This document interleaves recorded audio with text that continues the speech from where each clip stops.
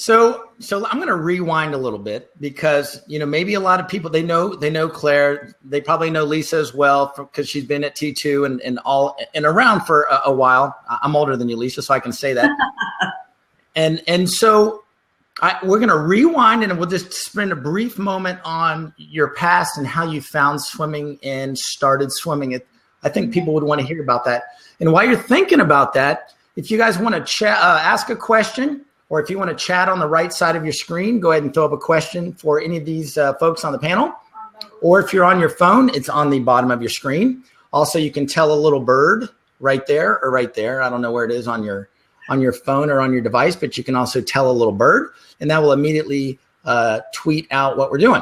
All right, so Claire, when did you start swimming, and when did you think, you know what, I'm pretty darn good?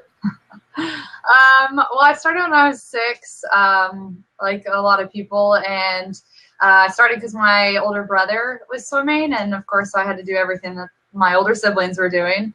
And it was just summer league and just kind of for fun. And to be honest, for me, it was a very slow process of improving. I didn't really get good. I wasn't even a butterflyer until high school.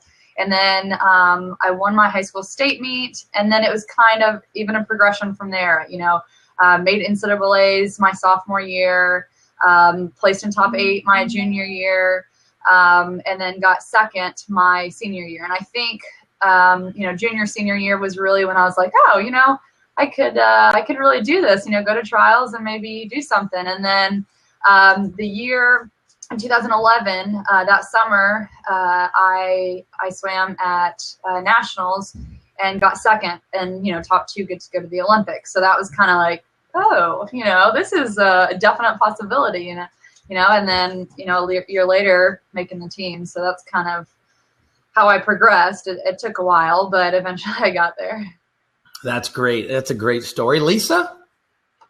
Well, I learned to swim in Bermuda. I learned to swim at John Smith's Bay in Bermuda, which is a tiny beach of my lovely island home. And my parents moved to Canada when I was young, so I was enrolled in a lot of sports and just loved to swim and went through the lesson program quite quickly. Unfortunately, I couldn't continue in the lesson program because the next step was the lifeguarding classes, and I would think I was 11 or 12. So my mom enrolled me in the swimming club, the local swimming club, and I progressed from there and qualified for the Canadian Nationals, I think, when I was 13. So I grew up basically through the Canadian swimming system, which was a lot of fun. Still had ties with my home in Bermuda as well, and just kept at it for years. Went to my first Canadian Olympic trials actually in 1988.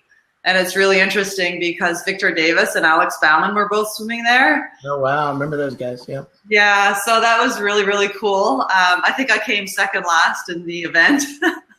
You start somewhere and then you go from there. Yeah. Decided to stick with it and loved it. And I've been trying to make the Olympics ever since. About 6 years ago, I moved back to Bermuda for a work position.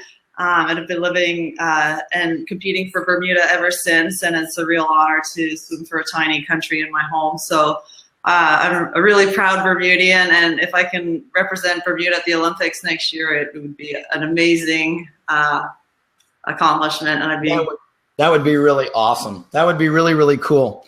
So on the chat on the side, Sharon Robb, she writes down in South Florida. She has a question for you. Is age really a factor anymore in swimming? Is that for me? I don't think it's a factor anymore. I think if you think about your age and you pay a lot of attention to it, of course it'll be a factor, but I don't think that way. I've put myself in a position where I swim with a lot of great people every day, and some of them are 18, 22, and, late 20s, early 30s. And I really don't think it matters. I think if you take care of yourself, if you work hard and you just focus on what you want to achieve, I think anything is possible. Yeah, I agree with you. All right, Bruce. So you've been coaching for 30 years. You only look like you're 30, for God's sake. What the heck happened? And where did you find the fountain of youth? And can I have some? I want all of that. I got that from Lisa. So, holy smokes. Well, tell me Tell me about coming up and coaching. Tell me about coming up and coaching. Where you started? I swam all through college, and actually, I thought I was heading to medical school, and actually applied to a specialty branch of medical school and Hershey Medical Center. They only accepted 3 per year in the program, and I was the first alternate. So at that point, I figured, okay, I'll go teach and coach for a year and see how that goes. So I taught AP biology, taught and coached the prep school and the club program there in Virginia Beach, and just really loved what I was doing. And I was there for 12 years. I started to get into college coaching at Old Dominion University, and then that led to Clemson University, where I was there for 9 years, and then at Western for 12 years. And so it's just really evolved from there, and just love what I'm doing. So it's a lot of fun, and hopefully I'll get to continue it.